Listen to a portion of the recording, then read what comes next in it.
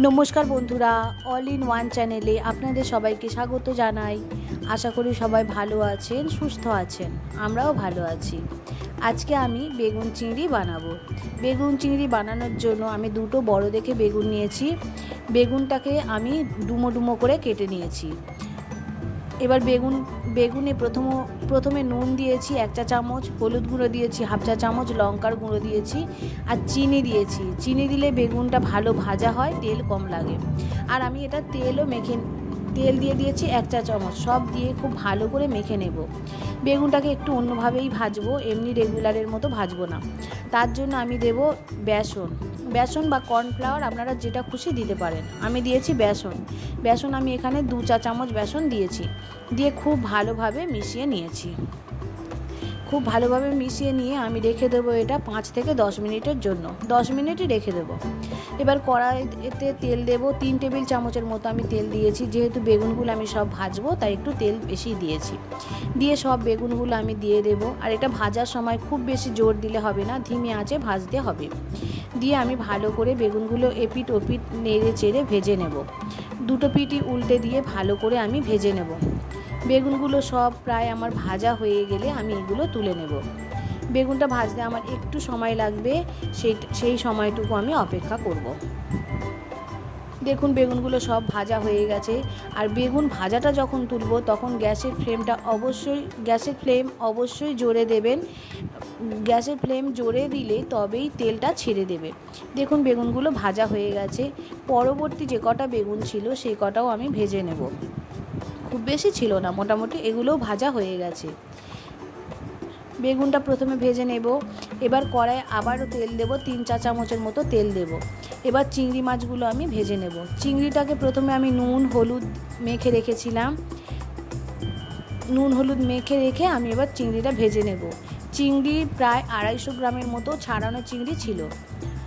চিংড়িগুলোকে ভালো করে ভেজে নিতে হবে।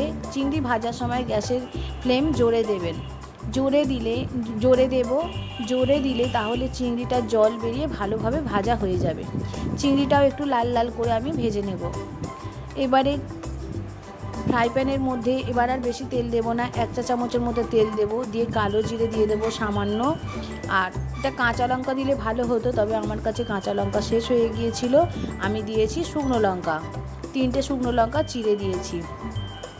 এবারে পোস্ত 3 চা চামচের মতো পোস্ত নিয়েছিলাম, সেটাকে বেটে নিয়েছি। সেই পোস্ত বাটাটাকে আমি এর মধ্যে দিয়ে দেব। দিয়ে খুব ভালোভাবে কালো জিরে শুকনো লঙ্কা ও তেলের সঙ্গে ভালোভাবে মিশিয়ে নেব। পোস্তটা দিয়ে একটু ভালো করে আস্তে আস্তে করে নাড়াচাড়া করে নিতে হবে। পোস্ত ভাজতে যেটুকু সময় লাগে সেটুকু আমাদের অপেক্ষা করতে হবে। পোস্ত ভাজা হয়ে গেলে আমি হলুদ গুঁড়ো দিয়ে দেবো এর মধ্যে 1/2 চা চামচ, লঙ্কার গুঁড়ো দিয়ে দেবো 1/2 চা চামচ ও কাশ্মীরি লঙ্কার গুঁড়ো দিয়ে দেবো 1/2 চা চামচ। সব দিয়ে খুব ভালোভাবে আবারও নেড়ে চেড়ে মিশিয়ে নিতে হবে। নেড়ে চেড়ে মিশিয়ে নেওয়ার সময় হালকা করে জল দিয়ে দিতে হবে, কারণ জল না দিলে তলায় লেগে যাবে। যেহেতু পোস্ত আছে তলায় লেগে যাবে, দেখতেই পাচ্ছেন যে তলায় লেগে যাচ্ছে। সেই কারণে আমি অল্প করে জল দিয়ে দিয়েছি। অল্প করে জল দিয়ে নাড়াচাড়া করতে থাকবো। ভালো করে যখন নাড়াচাড়া করে ভালো করে মশলাটা মিশে যাবে, ঠিক সেই সময়ের মধ্যে আমি জল দিয়ে দিয়েছি গ্রেভিটা হওয়ার জন্য 2 বাটির মতো জল দিয়েছি।